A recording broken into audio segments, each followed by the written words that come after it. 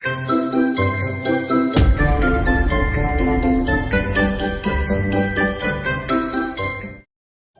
lagi bersama kami di channel Yayasan Pustaka Kelana. Salam kenal ya untuk yang baru menonton video kami. Semoga selalu diberikan kesehatan dan keberkahan. Pada video sebelumnya, kita telah membahas mengenai cara menumbuhkan kreativitas anak agar peduli terhadap lingkungan. Nah, kali ini kita akan membahas bagaimana sih cara mengajak anak untuk melakukan konsolidasi dengan lingkungan. Apa itu konsolidasi? Nanti kita bahas ya.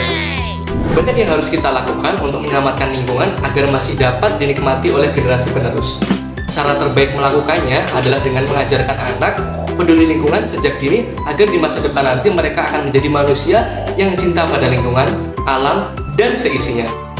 Mengajari anak untuk melakukan konsolidasi dengan lingkungan dapat dilakukan dengan berbagai cara. Konsolidasi lingkungan dapat dilakukan dengan memanfaatkan apa yang ada di alam, mengelolanya, serta menjaganya.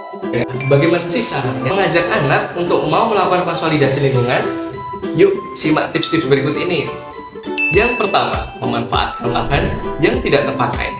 Mengajak anak untuk melakukan konsolidasi lingkungan dapat dilakukan dengan memanfaatkan lahan yang tidak terpakai. Orang tua dapat membeli tanaman dan dapat menyediakan pupuk tanah organik untuk menambah kesuburan tanaman. Pemilihan pupuk organik daripada pupuk kimia juga menjadi pertimbangan untuk pembelajaran anak agar lebih menyayangi lingkungan loh. Pupuk organik ini merupakan pupuk yang lebih ramah lingkungan, dapat menyediakan unsur-unsur hara yang dibutuhkan tanaman, memperbaiki struktur tanah, memperbaiki ukuran pori-pori tanah yang nantinya dapat membuat daya pegang air lebih baik, serta bisa memenuhi sumber energi dan makanan bagi mikroorganisme tanah. Untuk memperluas wawasan anak, orang tua dapat menjelaskan kepadanya bahwa lebih baik menggunakan pupuk organik daripada pupuk kimia. Pikiran anak akan lebih terbuka tentang pentingnya menjaga lingkungan bila penjelasan dimulai dengan hal-hal kecil seperti pemilihan pupuk. Yang kedua, hemat penggunaan listrik dan air. Melakukan gerakan hemat listrik di rumah juga bisa menjadi salah satu cara untuk membuat anak peduli pada lingkungan. Menghemat listrik dapat menghindari terjadinya arus pendek, mengurangi tagihan listrik, juga mengurangi bahan bakar fosil.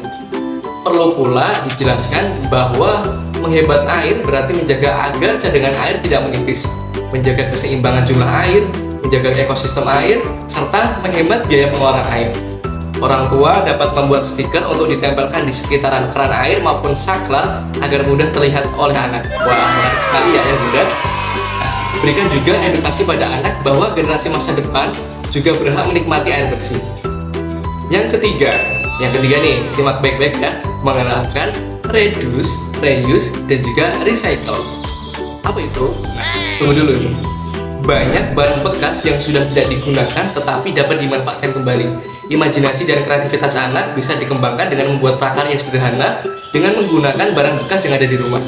Beragam botol bekas di rumah bisa dimanfaatkan untuk membuat pot, wadah pensil, kerajinan dan dari kardus bekas, dan banyak lagi. Jumlah sampah juga terus bertambah seiring waktu hingga menyebabkan banyak masalah. Mengajarkan anak memanfaatkan kembali barang yang sudah tak terpakai dapat mengajarkannya agar lebih peka terhadap lingkungan.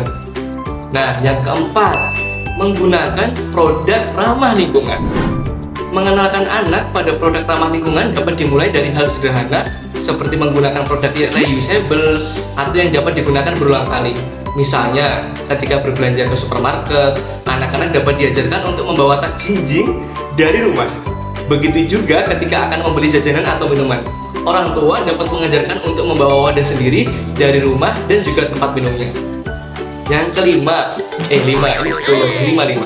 meminimalisir penggunaan kendaraan pribadi. Mengajak anak untuk menikmati kendaraan umum memiliki banyak manfaat untuk lingkungan loh ayah bunda, karena penggunaan transportasi umum dapat membantu mengurangi lebih dari setengah emisi gas rumah kaca. Wah, meminimalisir penggunaan kendaraan pribadi antara lain bertujuan untuk mengendalikan jejak karbon yang dipakai untuk mengatasi pemanasan global yang terus terjadi. Efek rumah kaca yang berlebihan akan menyebabkan pemanasan global sehingga suhu di bumi akan naik secara signifikan. Suhu bumi yang naik akan menyebabkan antara lain mencarnya es di kutub, rusaknya ekosistem, naiknya ketinggian permukaan air laut, dan perubahan iklim yang ekstrim. Dan itulah cara mengajarkan anak untuk melakukan konsolidasi lingkungan. Jadi, apakah Ayah Bunda setuju nih dengan tips-tips tadi? Atau ada permasalahan lain? Yuk, kita diskusikan di kolom komentar. Sampai jumpa di video berikutnya ya.